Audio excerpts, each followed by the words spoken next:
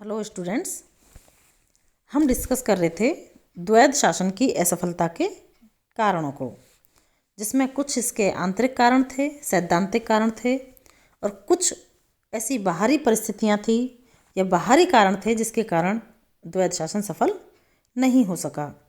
लेकिन अब सवाल ये उठता है कि क्या द्वैध शासन ने भारतीय संवैधानिक विकास में या भारतीय शासन व्यवस्था में क्या इसका कोई योगदान नहीं था?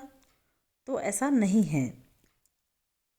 इस बात से तो इनकार नहीं किया जा सकता कि द्वैध शासन व्यवस्था दोषपूर्ण थी और यह असफल रही, लेकिन इसे सर्वथा लाभहीन नहीं कहा जा सकता। एक तरह से यह भारत में भविष्य के संवैधानिक विकास के लिए सहायक सिद्ध हुआ। इसलिए हम ये नहीं कह सकते कि इसने भारत को कुछ नहीं दिया। देखिए, कुछ ना कुछ तो हमें हर घटना से मिलता है, सीखने को मिलता है। और हमारे संवैधानिक विकास की जो शुरुआत है वो इन्हीं अधिनियमों से हम ये कह सकते हैं कि किसी अधिनियम से हमने कुछ ग्रहण किया, किसी अधिनियम ने हमें विकेंद्रीकरण दिया, तो किसी ने हमें उत्तरदायी शासन का तोहफा दिया, किसी ने हमें संवैधानिक शासन का तोहफा दिया। तो कहीं ना कहीं द्वैध शासन भी का एक महत्वपूर्ण रोल है भारतीय संविधान के विकास में, जिसको हम भूल नहीं सकते।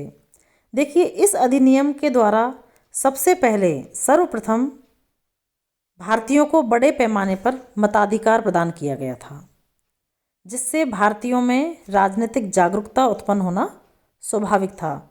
इस अधिनियम के आधार पर नियमित रूप से होने वाले चुनावों में भारतीयों में सार्वजनिक जीवन के प्रति रुचि उत्पन्न की।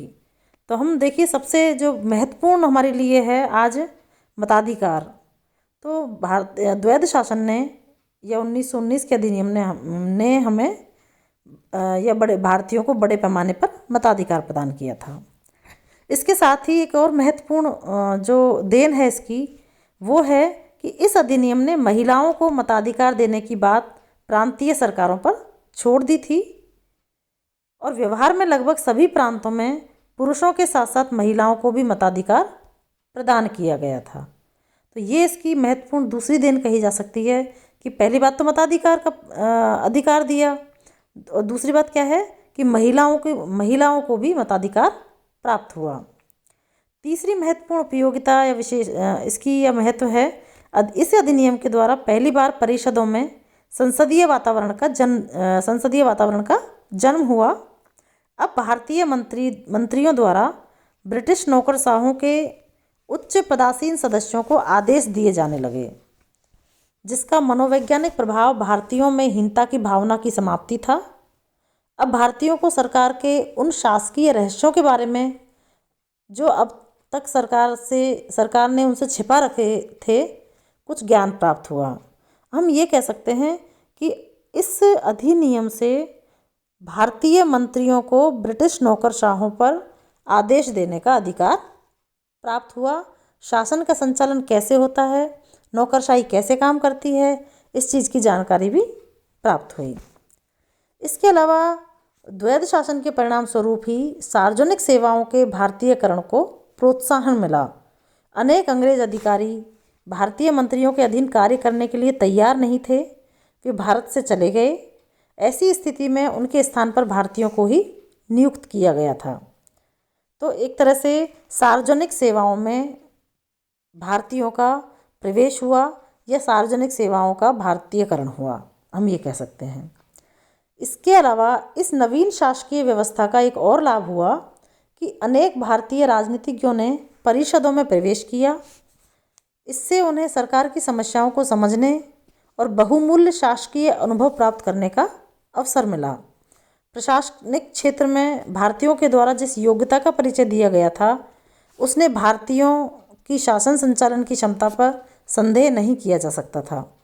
द्वैध शासन की स्थापना से एक तो स्थानीय शासन का सुधार हुआ और साथ ही उसका विकास भी हुआ। इन सबके अतिरिक्त प्रांतीय क्षेत्र में कार्य करने वाले भारतीय मंत्रियों ने विभिन्न क्षेत्रों में सुधार करने और सामाजिक कुरीतियां दूर करने की दिशा में भी सराहनीय कार्य किया। जैसे मद्रास की जस्टिस पार्टी ने दक्षिण भारत के मंदिरों के संबंध में सुधार किए और पंजाब की यूनियनिस्ट पार्टी ने शिक्षा के विस्तार और कृषकों की स्थिति में सुधार की दिशा में महत्वपूर्ण कार्य किए थे। मद्रास और बम्बई में अनिवार्य प्राथमिक शिक्षा और औद्योगिकीकरण की व्यवस्था भी की गई थी। इसी संदर्भ में स्पीयर लिखते हैं कि अपने समस्त दोषों के बावजूद ये सुधार अधिनियम लक्ष्य पूर्ण स्वराज की ओर ले जाने वाले राजमार्ग पर पहला पड़ाव थे, है ना।